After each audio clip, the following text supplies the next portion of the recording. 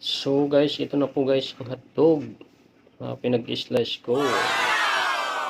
So ipa-fried natin to po guys ang hotdog. So para maluto siya guys, medyo matigas-tigas.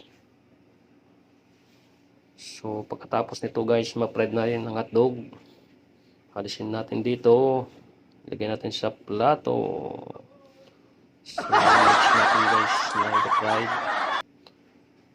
Pinag-slice kong sibuyas saka bawang. So ito na.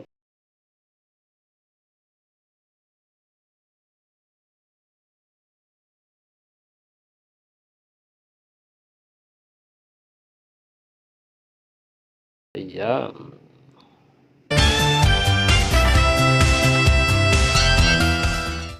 So next po guys, ilalagay natin dito. Ayan. So UFC ketchup.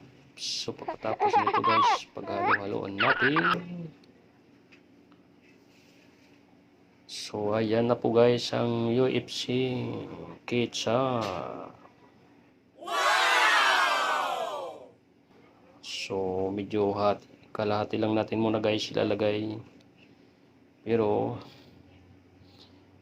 ubusin natin to guys. So next muna natin guys ilalagay water.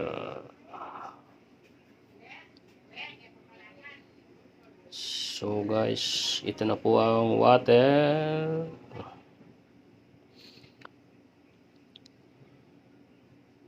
Ayan na po guys, so water.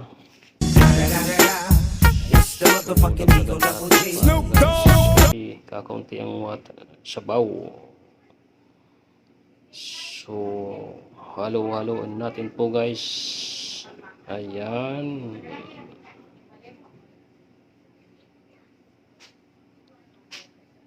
So pagkatapos nito guys, haluin. So lagyan natin itong ketchup, ubusin natin to guys. Wah, ha, ha, ha.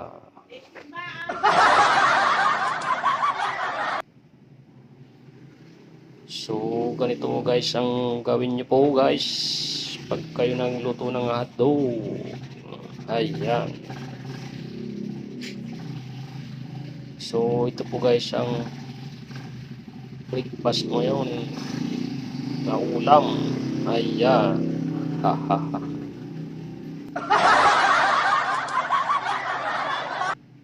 So pakuluin natin muna guys. Ayan. Susunod natin next guys, ilalagay natin itong durog na paminta. Ayan guys.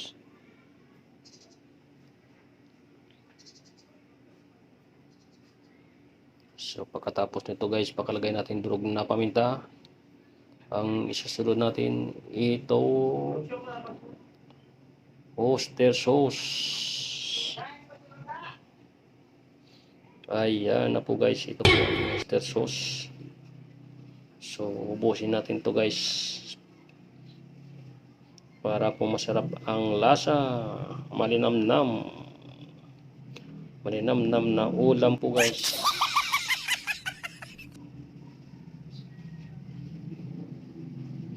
Ayan, so malapit ko na ito guys matikman.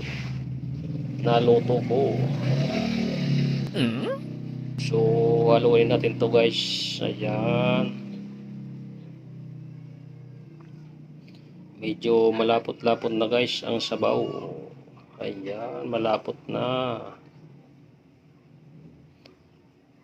So lagyan natin to guys ng asin. Kaunti lang. Ha ha ha.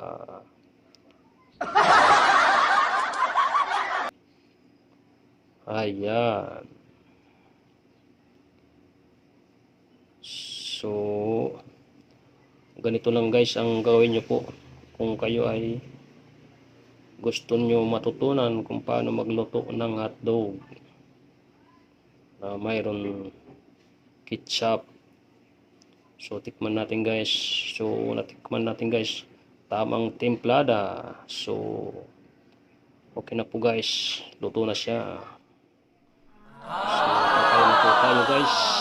Ayan.